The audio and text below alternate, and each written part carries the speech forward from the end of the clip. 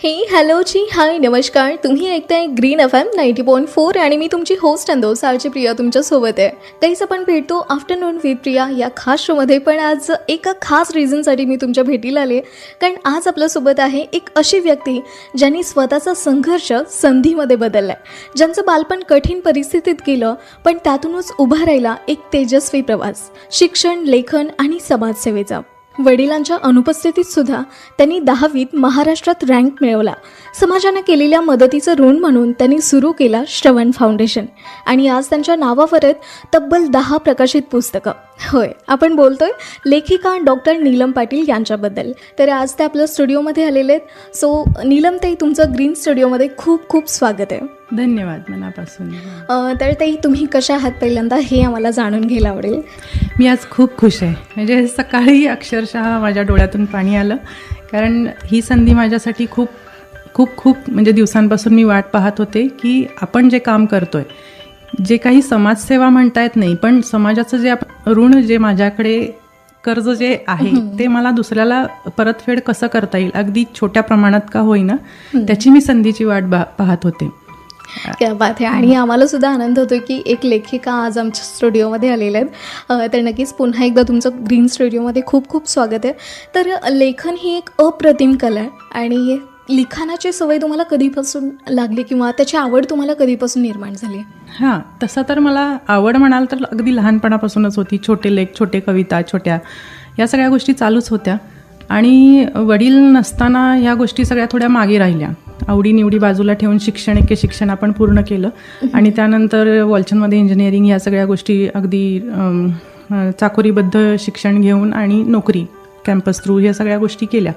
आणि त्यानंतर अचानक 2023मध्ये म्हणजे IT मध्ये माझा जॉब चालूच होता आणि 2023मध्ये मला आठवतंय माझा पाय थोडासा फ्रॅक्चर झाला आणि त्याच्या आधीच मला थोडीशी अशी जाणीव होती की मला माझा संघर्ष लिहून काढायचा आहे. का माहिती नाही, त्यावेळी मला ते खूप प्रकर्षाने जाणवत होतं आणि पाय त्यातच अचानक फ्रॅक्चर झाल्यामुळे मला ती संधीही साधून आली.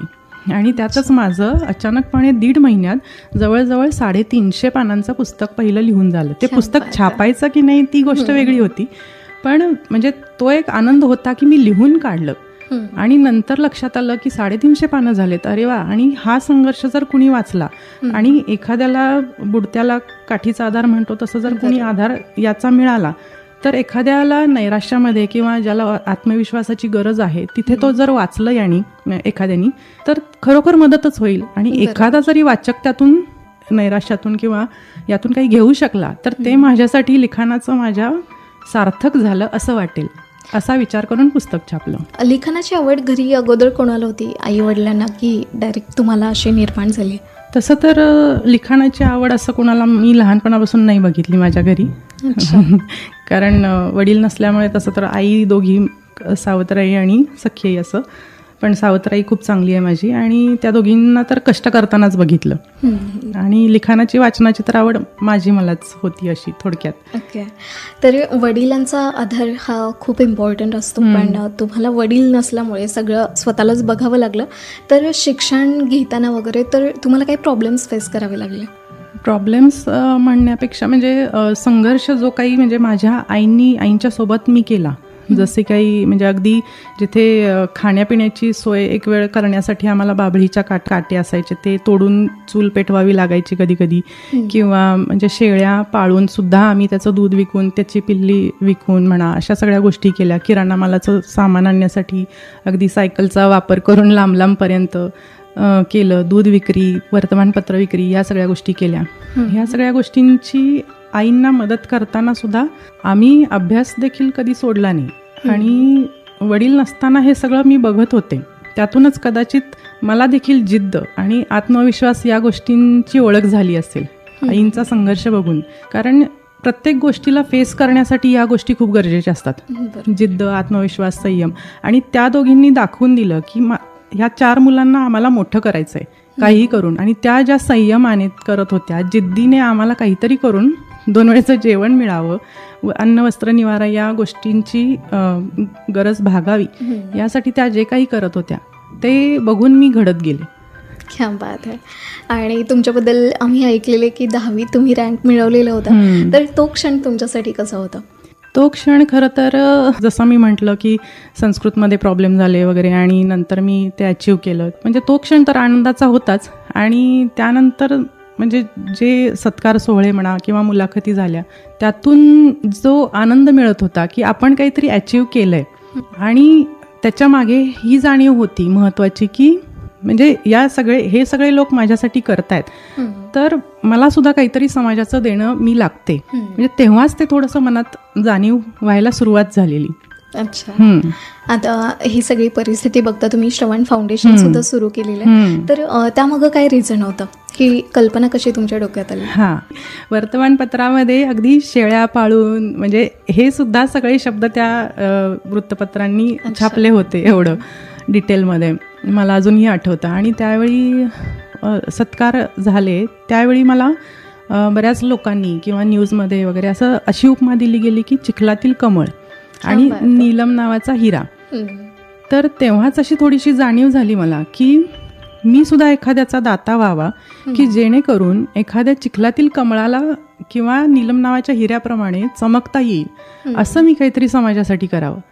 ते एक उद्देश मनात ठेवला तेव्हापासून. आणि दुसरी गोष्ट अशी घडली की ह्या सगळ्या गोष्टींमध्ये मला मदत करणारे तर बरेच होते, पण मला खास एक उदाहरण आठवत आहे, ते म्हणजे परांजपे ट्रस्ट आहेत ते इथले सांगलीचे. त्यांनी मला मदत केली भरपूर पैशांच्या बाबतीत कॉलेजची फी भरण्यासाठी.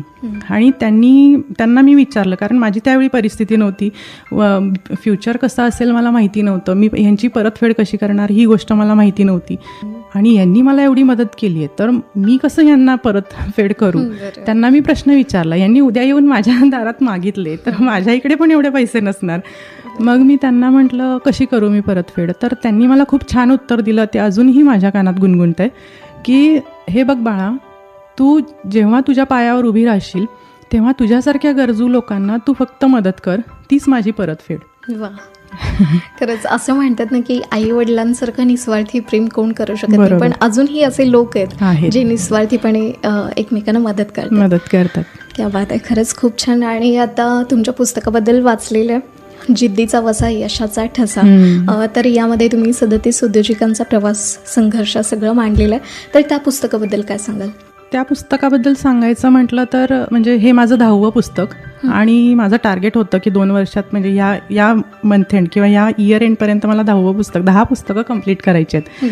तर ते माझं एक स्वप्न पूर्ण होतं, ते झालं.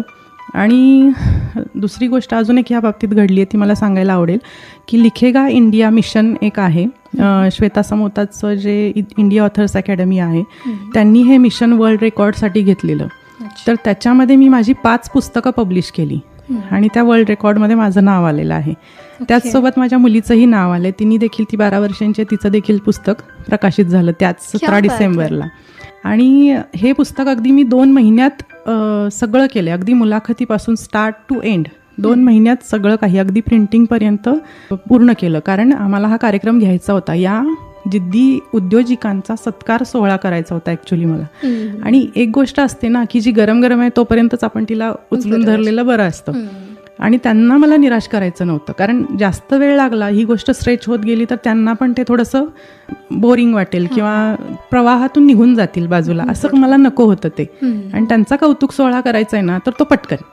आणि सगळं ठरवलं, प्रिंटिंगसुद्धा मी खूप घाईघाईमध्ये केलं, 200 पुस्तकांचं केलं पटकन, आणि बेस्ट सेलरचा टॅगही मिळवला अमेझॉनवर अगदी 3 दिवसात. आणि हे सगळं झालं आणि 27 तारखेला आमचा प्रकाशन सोहळा इथे खरे मंगल कार्यालयात सांगलीच्या पार पडला. अच्छा. चितळे मॅडम आलेल्या, नीता केळकर मॅडम आलेल्या. तर आणि त्या उद्योजिकांनी म्हणजे इतकं, म्हणजे मला देखील इतकं प्रेम दिलंय, म्हणजे ते म्हणजे अविस्मरणीय आहे. आणि महत्त्वाची गोष्ट सांगायची म्हणजे मगाशी जसं म्हटलं आपण बोलताना, कौतुकाची थाप नसते कधी कधी काही घरांमध्ये, म्हणजे महिला करतात, काही कर्तव्य म्हणून करतात, तर ह्या गोष्टी थोड्याशा इग्नोर होतात. पण घरातली कर्तव्य ती पार पाडून जाते की सकाळचा स्वयंपाक, संध्याकाळचा स्वयंपाक, म्हणजे सासू सासऱ्यांचं करून, इतकं सगळं करून देखील तिला कौतुकाची कधी थाप नसते. आणि काही लेखिक, काही उद्योजिका अशा आहेत, शून्यातून सुरुवात त्यांनी केली आणि आज त्यांनी त्यांचं स्वतःचं विश्व उभारलंय. म्हणजे अंगावर काटा येण्यासारखं असं मी त्यांच्या इंटरव्ह्यू घेताना इतकं मी कधी रडले कधी त्या रडल्या. तर काहीच आपण ऐकतोय लेखिका डॉक्टर नीलम पाटील यांच्या प्रवासाबद्दल. तर त्यांच्याबद्दल आणखी काही गोष्टी आपल्याला जाणून घ्यायच्यात.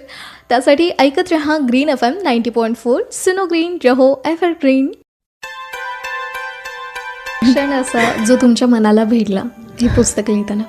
अशा बऱ्याच गोष्टी आहेत. त्यापैकी एक मला प्रकर्षाने जाणवते ती म्हणजे एका उद्योजिकेची कहाणी अशी आहे की तिने अगदी 1.5 महिन्याचं बाळ गेलं तिचं, म्हणजे वादळामुळे, आणि त्यात ती पूर्ण डिप्रेशनमध्ये गेलीच. पण त्यातूनही ती उभी राहिली, कारण नवऱ्याला माझ्याशिवाय दुसरं कोण सपोर्ट देईल या उद्देशाने फक्त ती उभी राहिली, ती नवऱ्याच्या पाठीमागे. म्हणजे एवढं सगळं डिप्रेशनमधून स्वतः जात असताना दुसऱ्याचा विचार, म्हणजे हेच महिलांचं खरं कौतुक आहे. आपला विचार न करता, आपलं अस्तित्व न जपता नेहमी त्या दुसऱ्याचा विचार करत असतात. आणि ह्या बऱ्याच महिलांचा मी इंटरव्ह्यू किंवा मुलाखत घेताना मी हे बघितलं की स्वतःचं अस्तित्व विसरून पूर्णपणे त्या निस्वार्थीपणे 40 वर्षापर्यंत वगैरे करतात. ऑलमोस्ट सगळ्यांचं वय अंदाजे 40 असेल यात. आणि त्यानंतर जेव्हा एक सेटलमेंट येते कुटुंबाला की मुलं आता मोठी झालेत, आपलं करू शकतात, नवरा पण म्हणजे नेहमीच असतं त्यांचं, किंवा दुपारी फ्री वेळ मिळतो, तर त्यातून काही काम करणाऱ्या पण आहेत. म्हणजे आता वेळ आहे तर करूया, अशा पण आहेत. पण इतकी वर्ष त्यांनी स्ट्रगल, म्हणजे जो घरासाठी केलेला असतो तो पूर्ण विसरलेला असतो. आपलं अस्तित्व बाजूला ठेवून त्या सगळ्यांसाठी झटत असतात. आता तुम्ही मगाशी म्हणालात की तुमच्या मुलीनं सुद्धा एक पुस्तक लिहिलेलं, आईच्या पावलावरच ठेवते पाऊल ती पण. तर तिनं कोणतं पुस्तक लिहिलं? तिने गोष्टी रूपातच आहे ते. 3 स्टोरीज लिहिलेल्या आहेत आणि द ट्रिपल क्वेस्ट नावाचं आहे ते. 3 different worlds but 1 book type. तिचं पण इमॅजिनेशन एवढं आहे, म्हणजे मला स्टोरी वाचल्यानंतर ते जाणवलं, अरे बापरे, म्हणजे ही एवढं इमॅजिन करून लिहू शकते. म्हणजे माझ्यासाठी सुद्धा ते आश्चर्य होतं.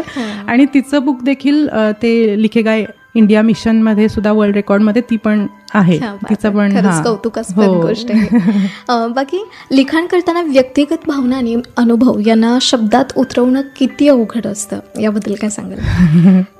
मला असं वाटतं की ते उलट अवघड नाहीये, कारण काल्पनिक जग असतं ते खूप अवघड असतं. म्हणजे इमॅजिन करून लिहिणं, कारण आधीचा क्षण कोणता होता, नंतरचा कोणता असेल, म्हणजे ते थोडंसं सिक्वेन्स लावणं, थोडंसं आपल्याला इमॅजिन करावं लागतं. पण जेव्हा अनुभव लिहितो किंवा मनातल्या गोष्टी आपण छापतो कागदावर, तेव्हा ते सोपं जातं मला, कारण मी कितीही लिहू शकते त्या गोष्टीवर.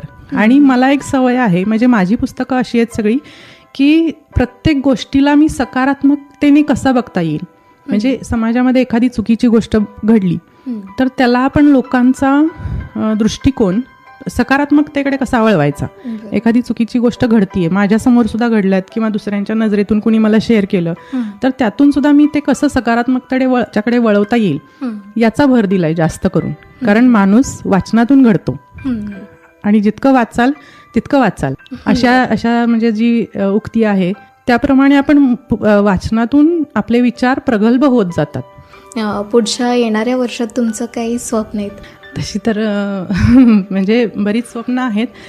त्यापैकी आपलं लिखाण आणि समाजसेवा ही तर चालू राहीलच. जसं की आता हे विषय आहेत फेमिनिझम किंवा समाजकार्य, ह्या तर गोष्टी आहेतच. पण आजकाल आर्टिफिशियल इंटेलिजन्स म्हणा, या गोष्टींमुळे माणसातलं अंतर वाढत चाललंय. म्हणजे ते मला खूप प्रकर्षाने जाणवते. कारण मी IT इंडस्ट्रीमध्ये सुद्धा 19 वर्ष काम केलं, किंवा आता समाजात वावरताना लोक एकमेकांशी कशी वागतात, बोलतात, किंवा जे आधी कट्ट्यावर बसून जी मंडळी बोलायची, आता ती प्रत्येकाच्या हातात मोबाईल किंवा TV समोर. म्हणजे हीच गोष्ट आता सगळीकडे बघायला मिळते. आपण गेट टुगेदर नावाखाली जमतो, पण तिथे प्रत्येकाच्या हातात मोबाईल असतो. याच्यामुळे माणसांमध्ये दुरावा वाढत चाललाय. तर मला ते कुठेतरी असं वाटतं की ते कमी झालं पाहिजे. आणि आर्टिफिशियल इंटेलिजन्स म्हणा किंवा हे प्रॅक्टिकल जग जास्त होत चाललंय. त्यामुळे काय होतंय, आता हे IVF सारख्या केसेस म्हणा, किंवा मुलांमध्ये पण अतिशय अगदी टोकाची भूमिका घेऊन आत्महत्येसारखे प्रमाण, मग ह्या सगळ्या गोष्टींना कुठेतरी आळा बसला पाहिजे. त्यासाठी माणसांनी माणसाजवळ आलं पाहिजे, विचार शेअर केले पाहिजेत एकमेकांना. त्यातूनच ह्या सगळ्या गोष्टी साध्य करता येतील. आणि जसं आपण ऐकतोय की आजकाल जेन झी जनरेशन, तर त्यांना अगदी जबाबदारी नको आहे कुठली, किंवा आजकाल असं पण ऐकण्यात आलं, वाचण्यात आलं माझ्या, की त्या लोकांना जबाबदारी नको आहे म्हणून ते अगदी जॉब सुद्धा काही काही करत नाहीत. म्हणजे मला आता फिरायचं आहे ना, तर बस म्हणजे जॉब सोडून मी फिरणार, अशी पण काही आता मेंटॅलिटी बनत चालली आहे. प्रॅक्टिकल जग बनत चाललंय. आणि जसं 2 मिनिट मॅगी म्हणतो ना, तसं अगदी मिनिटाला घटस्फोट सुद्धा होत आहेत. म्हणजे प्रॅक्टिकली किंवा म्हणा संयम नाही राहिलाय, पेशन्स कमी होत चाललेत आजकालच्या मुलांमध्ये पण आणि प्रौढांमध्ये सुद्धा.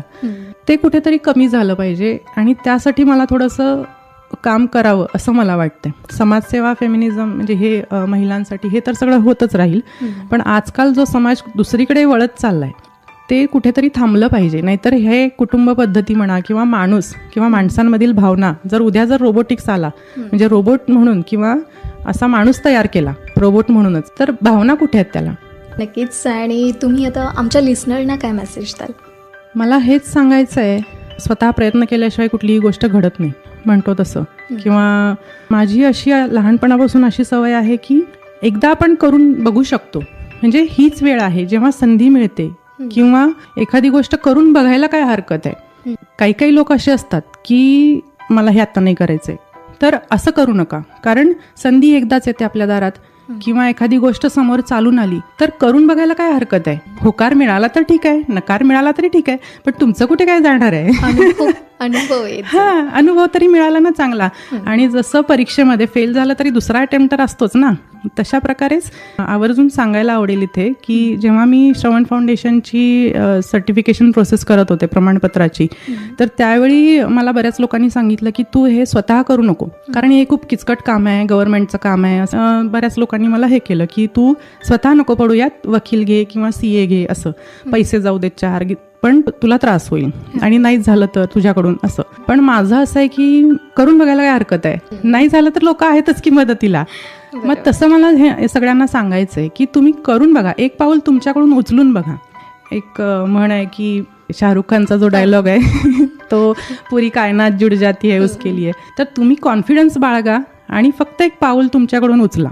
मला आजकालच्या ह्या तरुण पिढीला पण हेच मेसेज द्यायचं आहे आणि प्रौढांना पण. कोणतंही काम अवघड नाही आहे आणि यातूनच नाव घडतं, इतिहास घडतो. नक्कीच हा मेसेज आमच्या लिसनर्सपर्यंत पोहोचला असेल.